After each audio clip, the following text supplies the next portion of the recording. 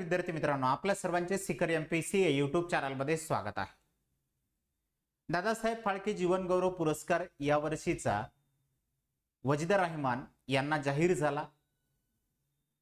हा जाहीर झालेला पुरस्कार त्यांना कितवा पुरस्कार देण्यात येत आहे, त्यानंतर हा कधी देण्यात येणार आहे, त्याचबरोबर या पुरस्काराचे स्वरूप काय आहे, आतापर्यंत किती महिलांना हा पुरस्कार देण्यात आला, दादासाहेब फाळके कोण आहेत, यांचं चित्रपट सृष्टीसाठीचं असलेलं योगदान काय आहे, आपण या व्हिडिओमध्ये संपूर्ण माहिती जाणून घेणार आहे. तर हा व्हिडिओ शेवटपर्यंत बघण्यासाठी आपण विसरू नका.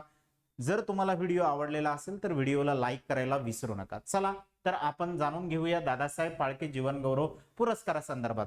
दादासाहेब फाळके जीवन गौरव पुरस्कार म्हणजे नेमका काय आहे, हा कोणाला देण्यात येतो, हा दरवर्षी देण्यात येणारा पुरस्कार आहे. दादासाहेब फाळके जीवन गौरव पुरस्कार जो आहे, भारतीय सिनेमांमध्ये जे उल्लेखनीय काम करणारे कलावंत आहेत यांना हा पुरस्कार जो आहे तर दरवर्षी देण्यात येतो. हा पुरस्कार दादासाहेब फाळके यांच्या जन्मशताब्दी वर्षापासून म्हणजेच 1969 पासून जो आहे तर तो देण्यात येतो. आतापर्यंत हा पुरस्कार 7 महिलांना देण्यात आलेला आहे. या वर्षीचा पुरस्कार जो आहे तो वजीदा रहमान यांना देण्यात आलेला आहे, त्या सुद्धा एक महिला आहेत. तर यांना कन्सिडर करून टोटल हा 7 महिलांना पुरस्कार देण्यात आलेला आहे. राष्ट्रीय चित्रपट पुरस्कार सोहळ्यामध्ये हा पुरस्कार जो आहे तर तो वितरित करण्यात येत असतो. तर हा सिनेमा सृष्टीमधला देण्यात येणारा सर्वोच्च पुरस्कार आहे. दादासाहेब फाळके पुरस्कार जो आहे चित्रपट सृष्टीमधला सगळ्यात सर्वोच्च पुरस्कार जो आहे तर तो मानण्यात येतो. सर्वात मोठा पुरस्कार हा मानण्यात येतो. त्यानंतर हा पुरस्कार जो आहे तर भारत सरकारतर्फे देण्यात येतो. माहिती व प्रसारण मंत्रालय यांच्या अंतर्गत जो आहे तर हा पुरस्कार जाहीर करण्यात येतो. तर या वर्षीचा जो पुरस्कार आहे तर हा जाहीर केलेला आहे अनुराग ठाकूर यांनी. दादासाहेब फाळके पुरस्काराचे स्वरूप नेमके काय आहे, तर दादासाहेब फाळके पुरस्काराचे स्वरूप आहे सुवर्ण कमल पदक हे देण्यात येते. सुवर्ण कमल पदक जे आहे तर हे या ठिकाणी देण्यात येते. त्याचबरोबर शाल आणि मानधनाची रक्कम म्हणजेच त्याला आपण बक्षीस म्हणतो, हे बक्षीस सुद्धा या ठिकाणी जे आहे तर देण्यात येते. या अगोदर जे आहे तर हा पुरस्कार ज्यावेळेस सुरू झालेला होता, हा ज्यावेळेस पुरस्कार सुरू झाला त्यावेळेस या पुरस्कारासाठीचे मानधन होते 11,000 रुपये एवढे. 1969 ते 1972 पर्यंत 11,000 रुपये या पुरस्कारासाठी देण्यात येत होते. त्यानंतर 1973 ते 1976 मध्ये या पुरस्काराची जी रक्कम आहे ती 20,000 रुपये करण्यात आलेली होती. त्यानंतर 1973 ते 1983 पर्यंत ही रक्कम 40,000 रुपये होती. 1982 ते 2002 मध्ये या पुरस्काराची रक्कम जी आहे ती 1 लाख रुपये करण्यात आले. 2003 ते 2005 पर्यंत या पुरस्काराची रक्कम होती 2 लाख रुपये आणि 2006 पासून तर आतापर्यंत या पुरस्काराची जी रक्कम आहे तर ती करण्यात आलेली आहे 10 लाख रुपये. म्हणजे सुवर्ण कमळ 10 लाख रुपये आणि शाल असे या पुरस्काराचे जे आहे तर स्वरूप आहे. तर या पुरस्काराची जी रक्कम आहे ती कशा पद्धतीने इथे इन्क्रीज करण्यात आले ते सुद्धा आपण इथे बघू शकता. आता दादासाहेब फाळके नेमके कोण आहेत, दादासाहेब फाळके जे आहेत तर भारतीय चित्रपट सृष्टीचे जनक म्हणून त्यांना ओळखण्यात येते. कारण की त्यांनी भारतीय चित्रपट सृष्टीसाठी जे आहे तर ते उल्लेखनीय काम केलेलं आहे. की यांनी पहिल्या जो पुरस्कार बनवण्यात आलेला होता, पहिला पूर्ण लांबीचा चित्रपट राजा हरिश्चंद्र हा जो आहे तर यांनी दिग्दर्शित केलेला होता. म्हणजे की आपण ज्याला म्हणू शकतो की ब्लॅक अँड व्हाईट पडद्यापासून जे आहे तर ज्यांनी सुरुवात केलेली होती ते होते दादासाहेब फाळके. दादासाहेब फाळके जे आहेत तर भारतीय चित्रपट सृष्टीचे निर्माते आहेत. त्यानंतर त्यांच्या नावाने जे आहे तर त्यांच्या जन्मशताब्दी वर्षांपासून भारतीय चित्रपट सृष्टीमध्ये प्रभावी आणि प्रशंसनीय कामगिरी करणाऱ्या कलावंतांना हा जो पुरस्कार आहे तो दरवर्षी देण्यात येतो.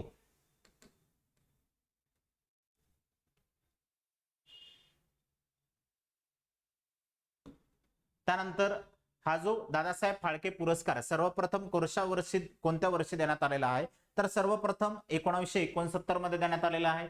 सर्वप्रथम हा पुरस्कार देविका राणी यांना देण्यात आलेला आहे.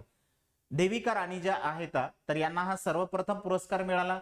त्यानंतर 2020 चा जो पुरस्कार आहे तो 2022 मध्ये देण्यात आलेला आहे. आशा पारेख यांना हा जो काही पुरस्कार आहे तर तो 2022 मध्ये इथं वितरित करण्यात आलेला आहे. आता हा जो पुरस्कार वहीदा रहमान यांना देण्यात येतो आहे, हा 2021चा पुरस्कार आहे की जो त्यांना 2023 मध्ये या पुरस्काराने इथं सन्मानित करण्यात येणार आहे। त्यामुळे यावरती जो आहे तर तो क्वेश्चन निश्चितरित्या आपल्याला विचारण्यात येणार आहे। दादासाहेब फाळके जीवनगौरव पुरस्कार यावर्षी ज्यांना देण्यात येतो ते आहेत वहिदा रहमान।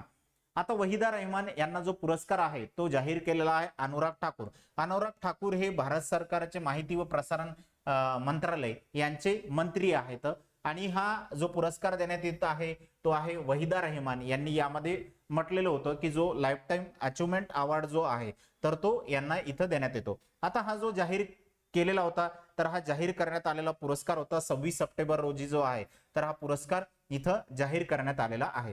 तर आता हा वितरित कधी करण्यात येतोय तो आपण या ठिकाणी इथे बघूया। आता ओके, वहिदा रहमान यांनी वेगवेगळ्या चित्रपटांमध्ये जे आहे तर एक उत्तम कामगिरी या ठिकाणी इथं केलेली आहे, त्यांचा सन्मान म्हणून हा पुरस्कार जो आहे तर त्यांना इथं देण्यात येत आहे। आता यांनी जी आपली सुरुवात केलेली होती अभिनेत्री वहिदा रहमान यांनी तर ती CID या पहिल्या हिंदी चित्रपटांपासून जे आहे तर यांनी सुरुवात केलेली आहे आणि ही 1955 मध्ये जो आहे तर यांचा हा पहिला चित्रपट जो आहे तर तो या ठिकाणी आलेला आहे। त्यानंतर यांनी 60 ते 70च्या दशकामध्ये जे आहे तर बॉलिवूड मध्ये आपलं अधिराज्य या ठिकाणी गाजवलेलं होतं की ह्या जे आहेत तर 1960-70च्या ज्या आहेत तर गाजलेल्या अभिनेत्री आहेत।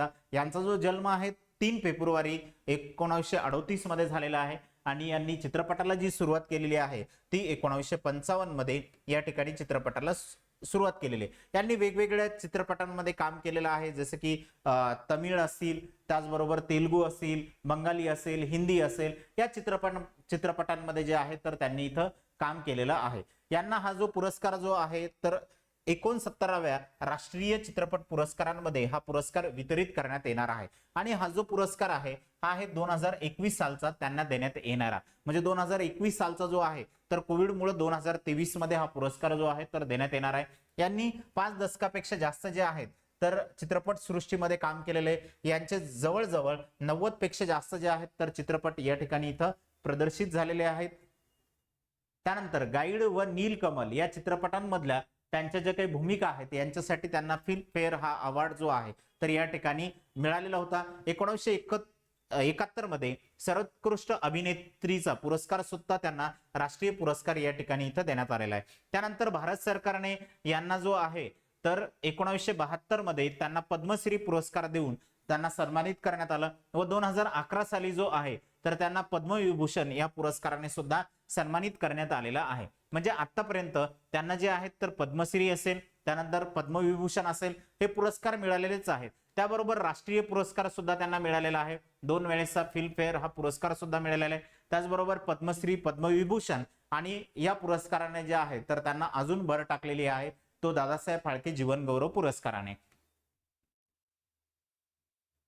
त्यानंतर विशेष म्हणजे आपल्या कारकिर्दीची सुरुवात जी आहे तर वहिदा रहमान यांनी एका निगेटिव्ह भूमिकेपासून या ठिकाणी केलेली होती, नकारात्मक भूमिकेपासून केलेली होती, पण त्या आज या उच्च स्थानी जे आहेत तर त्या आपल्याला इथं दिसत आहे। त्यानंतर जोडीने अनेक हिंदी चित्रपट जे आहेत तर इथं काम केलेले आहे। त्यामध्ये इथं जो आहे तर प्यासा असेल, त्याचबरोबर कागज के फूल असेल, त्यानंतर 14वीं का चांद असेल आणि साहब बीबी और गुलाम हे त्यांच्या या चित्रपटांमधल्या गाजलेले जे आहेत तर त्या भूमिका आहेत किंवा यांचे हे गाजलेले चित्रपट आहेत।